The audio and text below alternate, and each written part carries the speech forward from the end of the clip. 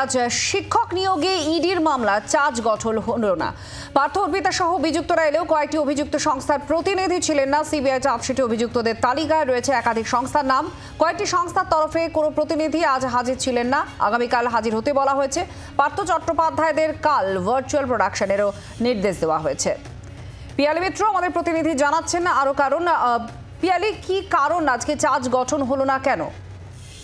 একেবারেই দেখো, তুমি জানো যে সুপ্রিম কোর্ট নির্দিষ্ট সময় বেঁধে দিয়েছে, সেই সময়ের মধ্যে চার্জ গঠন করতে হবে, কিন্তু আজকেও চার্জ গঠন সম্ভব হলো না। তার কারণ আজকে একাধিক অভিযুক্ত তারা ফিজিক্যালি প্রেজেন্ট ছিলেন। যেরকম জেল থেকে পার্থ চট্টোপাধ্যায়, সন্তু গঙ্গোপাধ্যায়, শান্তনু ব্যানার্জি, সুজয় কৃষ্ণ ভদ্র তারা এসেছিলেন। যারা জামিনে মুক্ত রয়েছে তার মধ্যে মানিক ভট্টাচার্য বা অর্পিতা মুখোপাধ্যায় তারা এসেছিলেন, কিন্তু আজকে চার্জ গঠন হলো না। তার বেশ কয়েকটা কারণ রয়েছে। প্রথম কারণ হচ্ছে যে এই সিবিআই ইডির তরফ থেকে যে 5টা চার্জশিট দেওয়া হয়েছে, তুমি জানো সেই 5টা চার্জশিটে যেরকম পার্থ চট্টোপাধ্যায়, মানিক ভট্টাচার্যের মতন অভিযুক্তরা রয়েছে, সেরকম একাধিক সংস্থাও রয়েছে।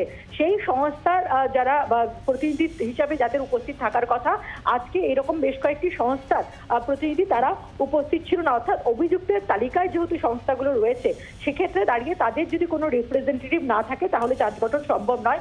সেই কারণে কোর্টের নির্দেশ যে এই সংস্থাগুলোর কোন প্রতিনিধি উপস্থিত থাকবে সেটা বোর্ড রেজুলেশন করে সিদ্ধান্ত নিয়ে আগামীকাল তাদের হাজির হতে বলা হয়েছে। তার পাশাপাশি আজকে একাধিক অভিযুক্তদের তরফ থেকে তারা আবেদন করে যে চার্জশিটের কপি সহ এই সিবিআই তদন্তে যে আরইউডি সহ যে কপি সেটা তারা পাননি, ফলে সেই বিষয়টা নিয়ে তারা প্রশ্ন তুলেছেন। এবং একই সঙ্গে কয়েকজন অভিযুক্ত তারা এই মামলা থেকে ডিসচার্জের অর্থাৎ অব্যাহতি চেয়ে আবেদন করেছেন, যার মধ্যে কল্যাণময় ভট্টাচার্য এরকম বেশ কয়েকজন রয়েছে। ফলে সেই মামলার যেহেতু শুনানি হয়নি, ফলে সব মিলিয়ে এই সমস্ত কারণে আজকে চার্জ গঠন সম্ভব হয়নি।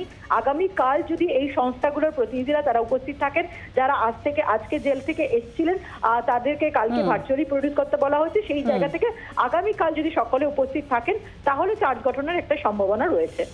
ধন্যবাদ পিয়ালি মিত্র, আমাদের প্রতিনিধি জানালেন কারণ, এবং আগামীকাল চার্জ গঠনের একটা সম্ভাবনা আছে। যদি সকলে উপস্থিত থাকেন এই বিষয়ে তাহলেই চার্জ গঠনের সম্ভাবনা থাকছে আগামীকাল। আজকে পার্থ চট্টোপাধ্যায়কে আদালতে পেশ করা হয় এবং তিনি বলেন যে কোনোভাবেই তিনি ঘটনার সঙ্গে জড়িত নন। কি বলেছেন পার্থ চট্টোপাধ্যায় প্রাক্তন শিক্ষামন্ত্রী, শুনুন। আমি আবার বলছি, আইনের প্রতি আমার আস্থা আছে, আমি কোনো নিয়োগ দুর্নীতির সঙ্গে জড়িত নই। বাংলার আওয়াজ, বাঙালির আবেগ, জি 24 ঘন্টা।